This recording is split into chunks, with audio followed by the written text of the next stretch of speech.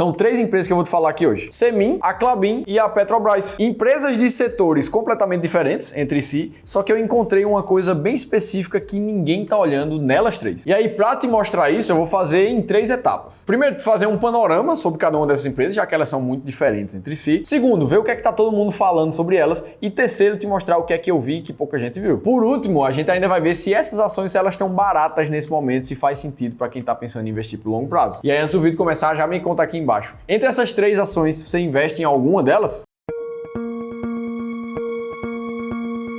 E aí vamos lá, né? Primeira delas, a CSN Mineração, que é a empresa que atua ali na exploração de minério de ferro e é a principal controlada da CSN no setor. Lembra que tem 2 empresas, a CSNA3, que é de fato a CSN, e a Semin3, que é a CSN mineradora, atualmente com um pouco mais de 32 bilhões ali de valor de mercado e um tag along ali de 100%. Empresa atualmente com um PL de 12 e um preço por valor patrimonial acima de 3. Payout dela aqui foi bem acima de 100%, quase 200 em 2022 e voltou mais para regularidade agora nos últimos 12 meses. E o dividend yield foi bem alto também em 2022, acima de 22%, agora voltou para casa de 10%, que ainda é um dividendo alto. E aí beleza, essa é a CSN mineradora. Segunda ação é a Klabin, uma das gigantes aqui do setor de papel e celulose do Brasil. E essa que é uma empresa muito antiga. Ela começou como uma pequena gráfica chamada MF Klabin e Irmão, que atuava como tipografia e casa importadora de artigos de escritório, bem específico. Só que lá em 1902 a empresa entra no ramo de papel, depois que ela comprou uma outra empresa chamada Fábrica de Papel Paulista e hoje chegando a ser a maior produtora e exportadora de papéis do Brasil. E a gente vê a Klabin aqui cotada a pouco menos de R$23, a Klabin 11, né, que é a mais líquida, então é a ação que faz mais sentido. Um preço sobre lucro pouco abaixo de 9, que inclusive está bem próximo da média dos últimos 3 anos ali. Preço por valor patrimonial de 2,3, teve um pico em 2020, mas está bem na média histórica também. E um payout que está girando ali entre 35% e 45%, ou seja, ela não está conseguindo distribuir um dividendo muito alto ali, de acordo com o payout dela. E a terceira empresa é a Petrobras, código PETR4. Sem novidade para ninguém, empresa muito forte em explorar e produzir petróleo, que tem o maior acionista ali, majoritário, a União, né? A União Federal. Petro que está ali cotada perto dos seus R$35 e o preço por valor patrimonial muito mais próximo de 1 aqui. O PL dela está abaixo dos últimos anos, ali na casa de 3,35, enquanto que o payout da empresa está girando na casa de uns 80 ali na média dos últimos 4 anos. E aí, se a gente olha para os dividendos pagos aqui da Petro nos últimos 10 anos, o que a gente vê é que de 2020, 2021 para cá, ela realmente teve um aumento muito forte desse dividendo pago. E por mais que ela teve uma redução aqui em 2023, essa média de novos dividendos distribuídos é muito mais alta do que a média dos anos passados. No caso da Klabin, a gente vê algo parecido. Por mais que 2021 o dividendo foi mais baixo, 22 e 23 vieram praticamente como recordes de pagamentos de dividendos desde 2014. E aí é por isso que a gente vai ver as opiniões dos analistas principais, a gente vê a CSN Mineração sendo elevada para compra, principalmente apostando na alta do minério de ferro, segundo o Morgan Stanley ali. Por outro lado, alguns outros analistas ali, o caso da Itaú BBA, tá com a visão mais neutra para a Semin e destaca a preferência pela Vale, principalmente porque eles veem risco de execução ali na operação da Semin. Enquanto isso, a Semin já subiu mais de 113% nos últimos 12 meses, já considerando dividendo, e nos últimos pagamentos de dividendos, de 2021 para cá, ela vem também conseguindo aumentar esses pagamentos. Em contrapartida, a margem líquida da empresa vem reduzindo nos últimos 5 anos para cá. E aí a gente começa a ver um monte de informação conflitante. O dividendo aumenta, a performance da empresa foi boa pra caramba, mas a margem tá apertando.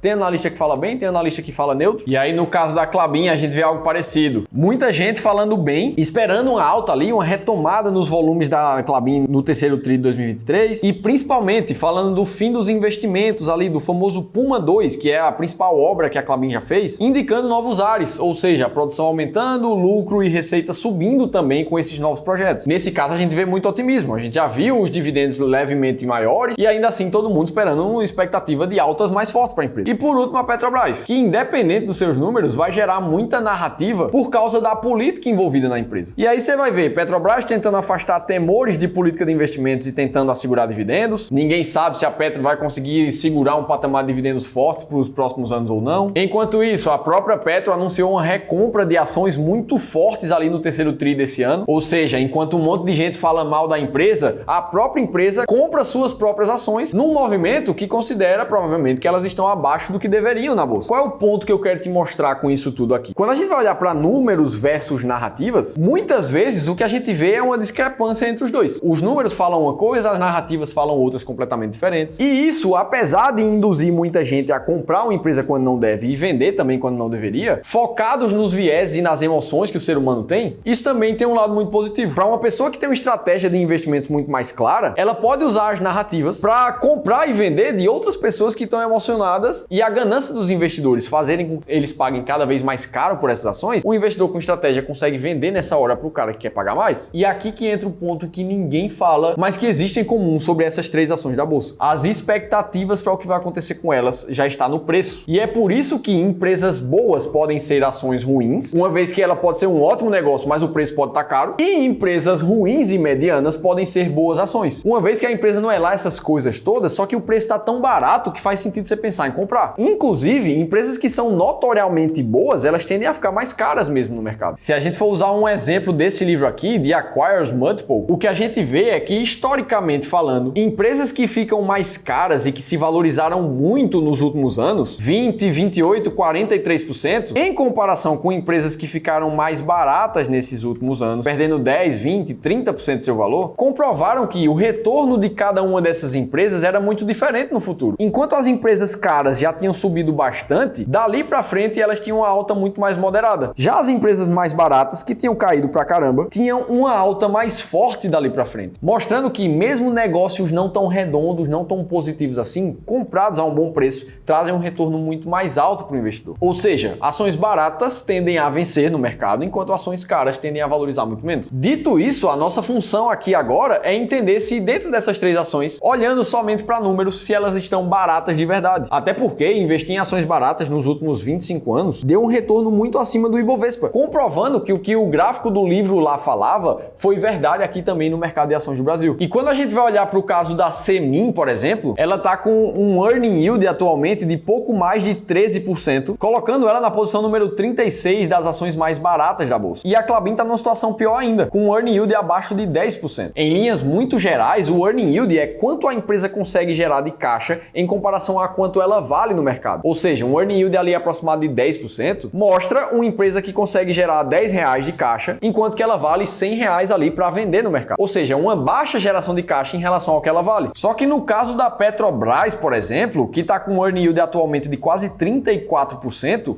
e está na primeira colocação do ranking das ações mais baratas da bolsa, a gente vê que a geração de caixa da empresa é muito mais significativo em relação ao que ela vale na bolsa. Ou seja, colocando ela num patamar de muito mais barato do que as outras duas empresas. E aqui a gente vê muito claramente essa correlação. Empresas que são, no consenso, consideradas muito boas na bolsa, que é o caso da Klabin e da Semin, elas tendem a já estar com um preço mais alto. Enquanto que empresas que carregam muitas dúvidas, muitas narrativas negativas ao redor dela, enquanto elas estiverem gerando caixa suficiente, elas podem estar muito mais baratas do que a média. Nesse caso aqui, Petro faria muito mais sentido para quem pensa em ações baratas do que as outras duas. E é pensando em encontrar esse tipo de oportunidade que eu e minha equipe, a gente preparou uma aula para te mostrar a maior transferência de riqueza da história, talvez a melhor oportunidade da década para quem quer ganhar dinheiro investindo em ações no Brasil. E ela vai acontecer de forma gratuita no dia 4 de dezembro, ali às 20 da noite. Você pode se inscrever nessa aula somente clicando no primeiro link aqui da descrição do vídeo ou aqui em cima, que eu vou deixar um link de inscrição gratuito para você também. Agora, se você quer continuar aprendendo no YouTube, assiste esse vídeo aqui que eu te revelei 3 promessas assim de ações secretas para 2024, já para o ano que vem. Se teve pelo menos uma informação desse vídeo que fez sentido para você, deixa o like aqui embaixo, se inscreve no seu dividendo, que eu tô te esperando no próximo vídeo.